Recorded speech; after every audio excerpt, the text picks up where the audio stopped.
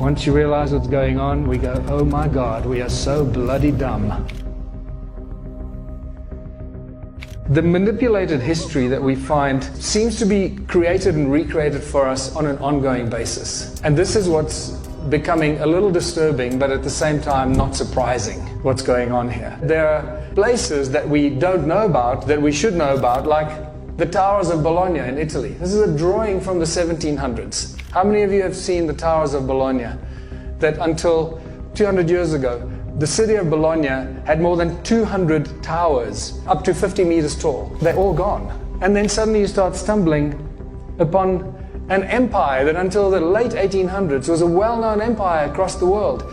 You look at the old maps and you see the Tartarian Empire, one of the most important global empires, and then suddenly gone. We hear nothing about Tartary and the Tartarian Empire and what happened to them. And you start seeing that history is literally changing right under our eyes. Recent history, it starts just being wiped out. We know nothing about it. It is weird, people. Things are getting really freaky and very, very weird. And you see evidence of these things all over the place. You see very large buildings that, with the 2 or 3 bottom floors are just completely covered in mud, and then they just leave them like that, and they create the entrance on the higher floors to that same building. The reason I'm bringing this up is that if the news that we have coming from the media is fake, imagine how wrong all of our history is. And all of this, the fake news and this potentially fake history, is just adding to the great human puzzle and making us even more confused about who we are, where we come from, and why we're here. Institutions keep telling us that the ancients were primitive, and they looked something like this. And they built countless megalithic structures with their very primitive tools, like we can build them today. And they left behind these incredible places from times that we cannot remember. And we have no idea when these things actually happened. Some of them we speculate, and we're probably very wrong. And they dragged large blocks up mountains and built platforms because they had nothing better to do. They got together and built giant things like this because they needed to bury some guy. And you go to Mount Sharia in Siberia, and that's just ridiculous. I mean, look at the size of these blocks and these structures in Siberia. Realize that wherever you go in the world, there are mysterious ancient civilizations, that weird things, and we really don't know much about the motive. We recognize what they've done. We're surprised by what they've done. Carving entire cities out of bedrock like this, platforms like this, and underground structures like this that are covered in Egypt just to hide it. And Borobudur, which is just obviously such a powerful, resonating thing. Anyone that knows anything about sound and resonance takes one look at this and go, okay, I know exactly what they're doing here. What's interesting, as you may have noticed, many of these places, if not all of them that you've just seen, and there are countless more, all of them seem to be in the Northern Hemisphere.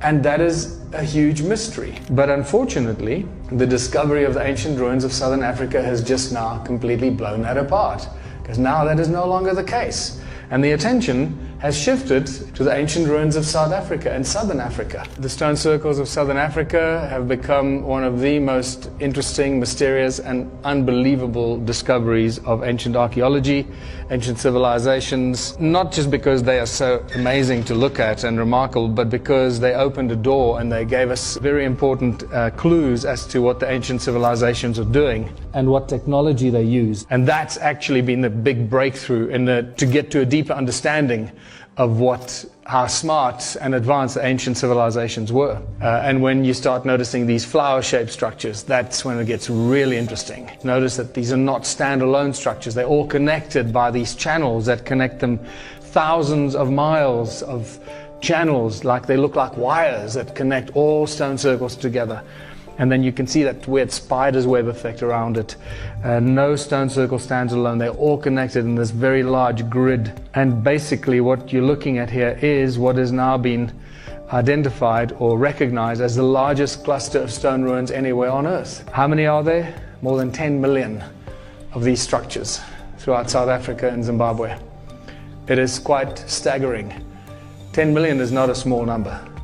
This is an insanely huge number. when we get to the reason why they did this, I think this is when it starts to get really interesting. Important thing, no doors and entrances. There are several archaeological drawings that clearly show us no doors and entrances, clustered together like grapes. The channels connecting them all together, like I've showed you, everything is connected. What kind of stones are we dealing with here? And this is where it all starts to point us in a very interesting direction.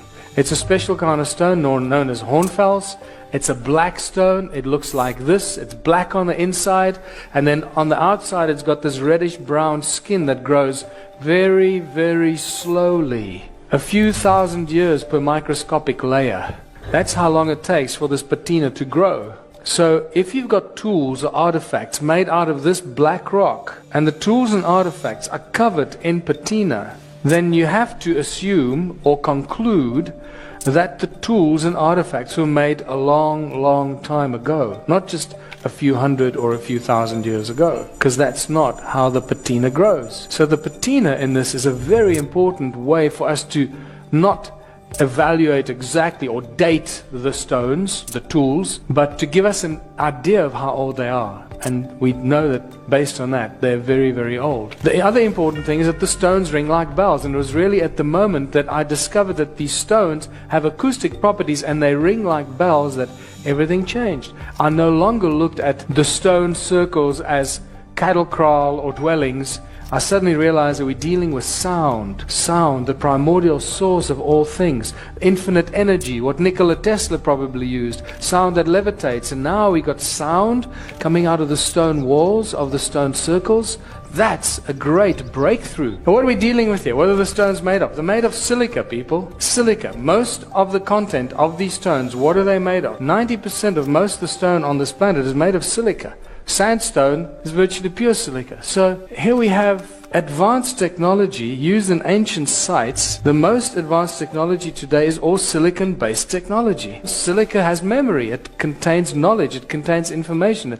It conducts sound and light. It stores light and sound and information and stores energy. In Southampton University, they're experimenting now with tiny little crystals that store up to 350 terabytes of information. One tiny little thing. But I can tell you that crystals like that will actually store infinite amount of information. The other important thing is that these structures are not just memory banks, they're actually giant machines. Giant machines that are activated by light and by sound.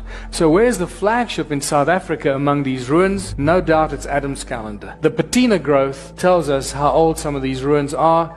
You can see this here, this had a tip there that broke off. There's 2 millimeters of patina growth there. This tells us that even the stone ruins, not just Adam's calendar, is extremely old. For this amount of patina to grow on a break that looks like that will take hundreds of thousands of years, not just a few thousand years. Well, the ancients used sacred geometry for everything. We now know this. So I drew a golden mean spiral from Adam's calendar, and guess where it ends? Right between the pyramids.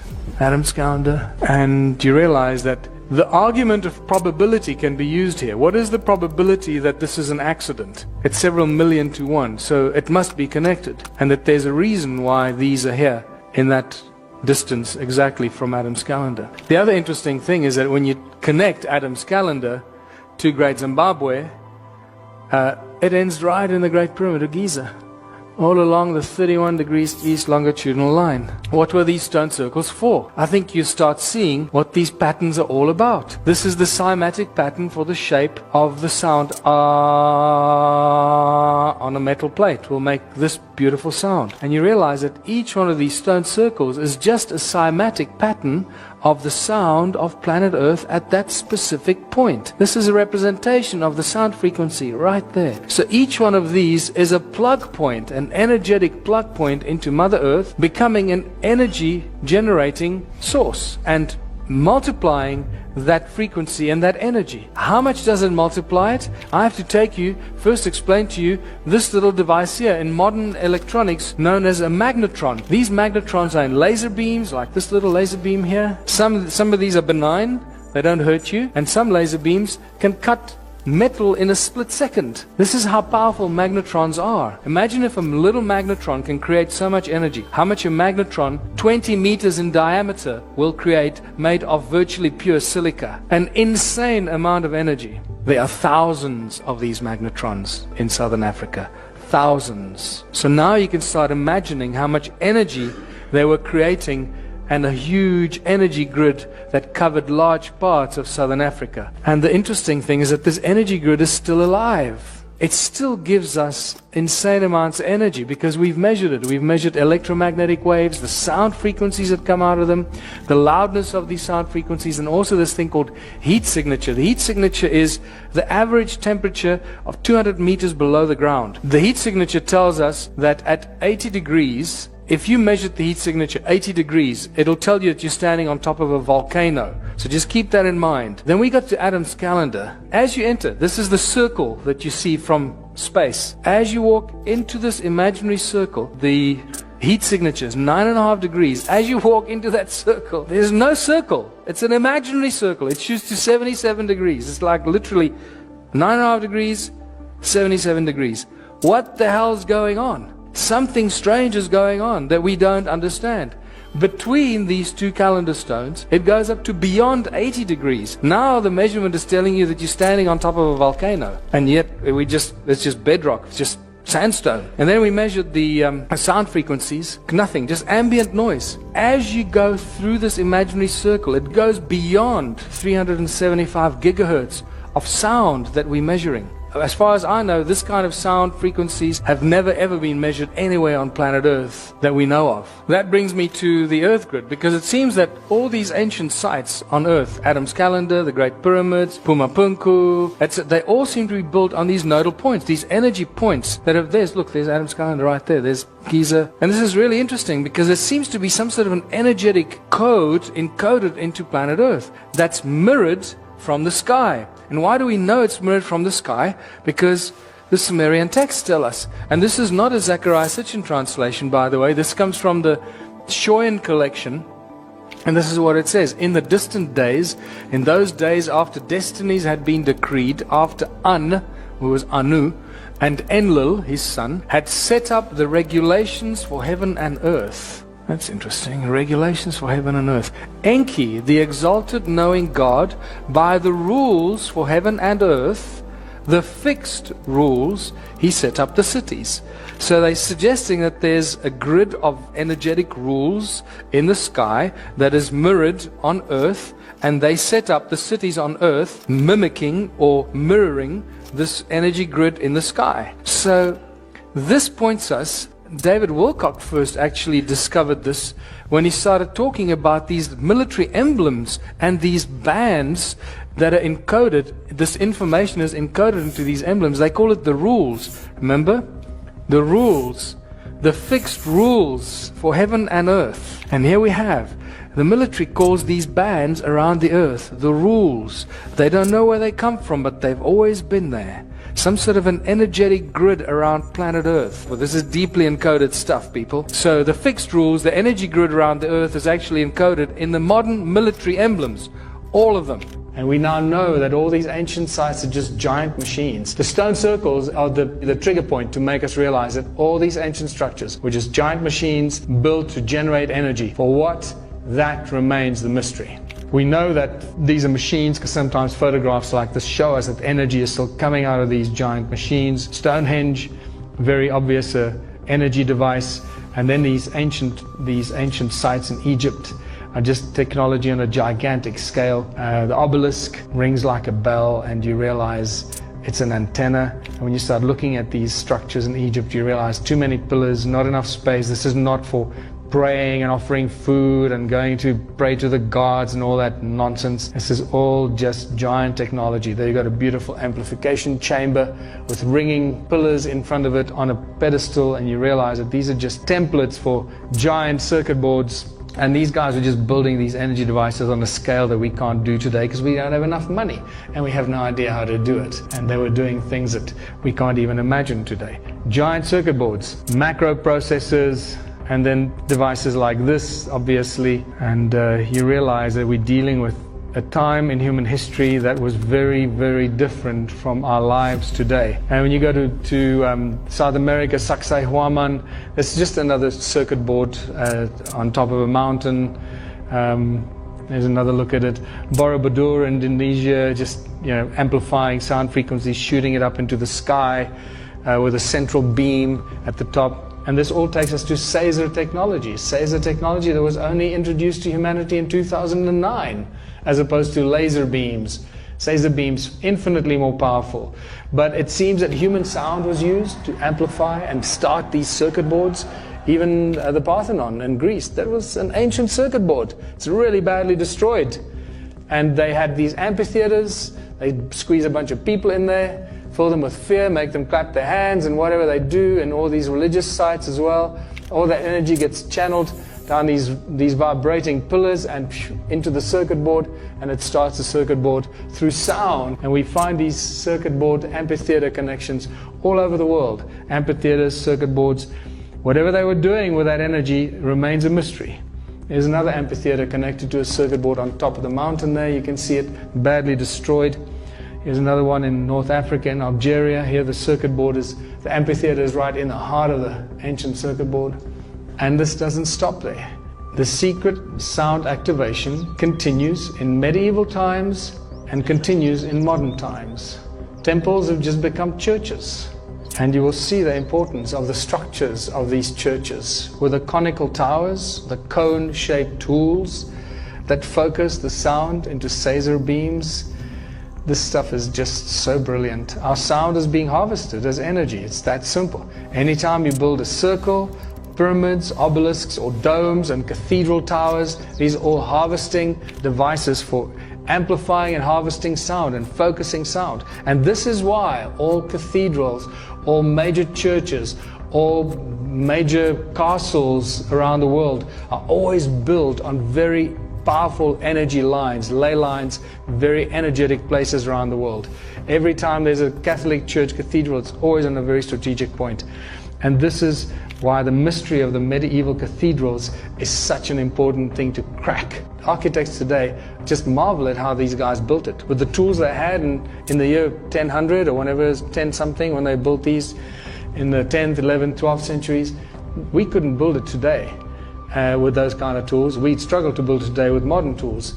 This is just spectacular. Have a look at the inside. It's so obvious what's going on here. Giant acoustic chamber with a dome on top of it, with vibrating pillars from the resonance of the people clapping their hands or the fear or shouting or singing, whatever they were doing, going up these pillars into the dome. And what's on top of the dome outside of the cathedral are these spires that send the frequencies up into the sky. I mean, this is just so obvious what's going on here. But it gets even better. Now you start looking at the extra features in these cathedrals, and you realize that they're also using this shape of light that amplifies the acoustic effect inside the chamber. Can you see the shape of these windows? Circular, very important, not square, circular or oval, etc.